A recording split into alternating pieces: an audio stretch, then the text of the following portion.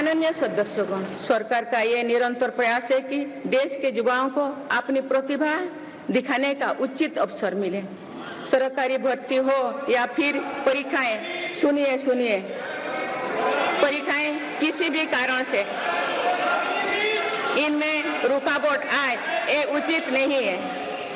इनमें शुचिता और पारदर्शिता बहुत जरूरी है। हाल ही में कुछ परीक्षाओं में हुई पेपर लीक की घटनाओं की निष्पक्ष जांच और दोषियों को कड़ी से कड़ी सजा दिलवाने के लिए मेरी सरकार प्रतिबद्ध है।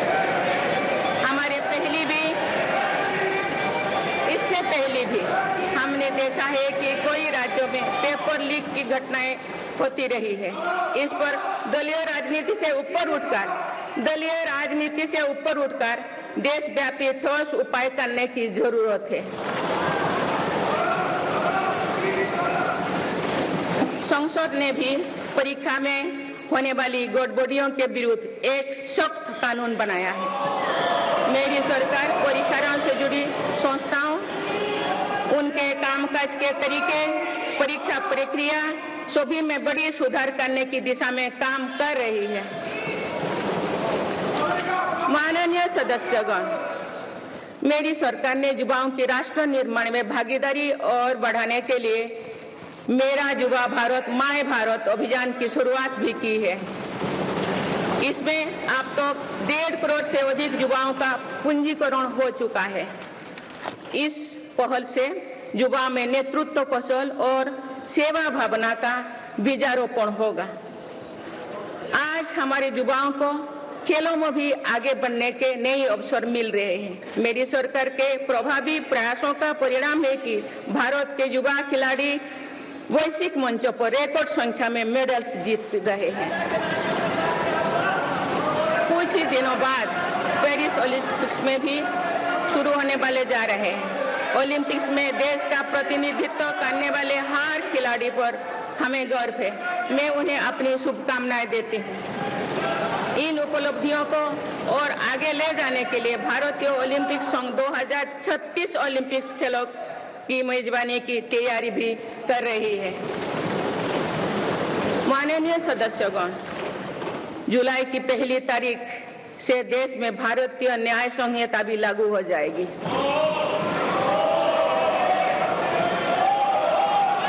अंग्रेजी राज में गुलामों को दौड़ देने की मानसिकता थी।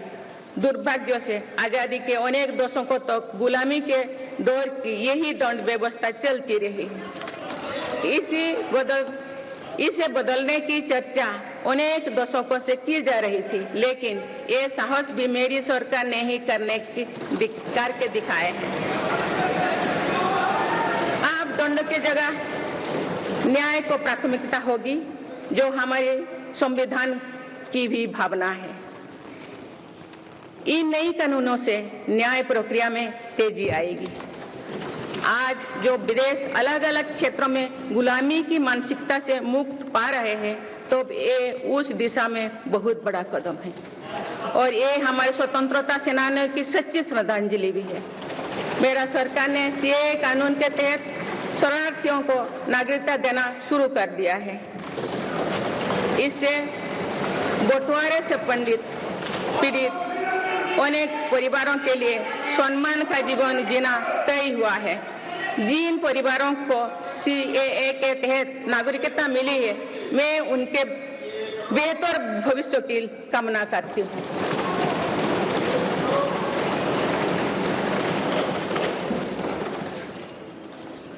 माननीय सदस्यगण, मेरी सरकार भविष्य निर्माण के प्रयासों के साथ ही भारतीय संस्कृति के वैभव और विरासत को फिर से स्थापित कर रही है। हाल में नालंदा यूनिवर्सिटी के भव्य कैंपस के रूप में इसमें एक नया अध्याय जुड़ा है। नालंदा सिर्फ एक यूनिवर्सिटी मात्र नहीं थी, बल्कि ये वैश्विक ज्ञान केंद्र के रूप में भारत के गौरवशाली अतीत का प्रमाण थी। मुझे विश्वास है कि नई नालंदा यूनिवर्सिटी भारत को ग्लोबल नॉलेज हब बनाने में सहायक सिद्ध होगी। मेरी सरकार का ये प्रयास है कि भावी पीढ़ियों को हजारों वर्षों की हमारी विरासत प्रेरणा देती है।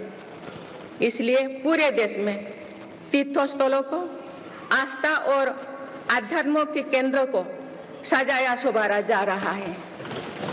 माननीय सदस्यगण, मेरी सरकार विकास के साथ ही विरासत पर भी उतना ही गर्व करते हुए काम कर रही है।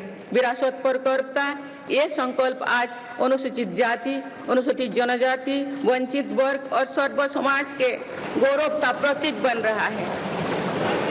मेरी सरकार ने भगवान बिरसा मुंडा के जन्म दिवस को जनजातीय गौरव दिवस के रूप में मनाने की शुरुआत की है।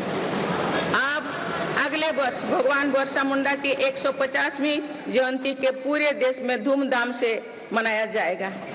देश रानी दुर्गावती की 500वीं जयंती को भी व्यापक स्तर पर मना रहा है। पिछले महीने ही देश ने रानी अहिल्याबाई होलकर की 300वीं जयंती का साल भर चलने वाला महोत्सव भी शुरू किया गया। इससे पहले सरकार गुरु नानक देव जी का 550वां और गुरु गोविंद सिंह जी का 350वां प्रकाश पर्व भी धूमधाम से मना चुके हैं। एक भारत श्रेष्ठ भारत के भाव से काशी तमिल संगमम, सौराष्ट्र तमिल संगमम जैसे उत्सवों की परिपाटी भी मेरी ही सरकार ने शुरू की है। इन आयोजनों से हमारी नई पीढ़ियों को राष्ट्र निर्माण की प्रेरणा मिलती है और राष्ट्र पर गौरव का भाव और मजबूत होता है।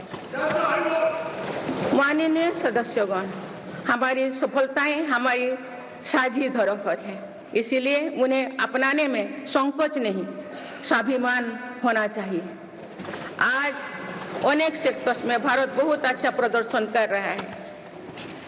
ये उपलब्धियां हमें हमारी प्रगति और सफलताओं पर गर्व करने की अपार अवसर देती है।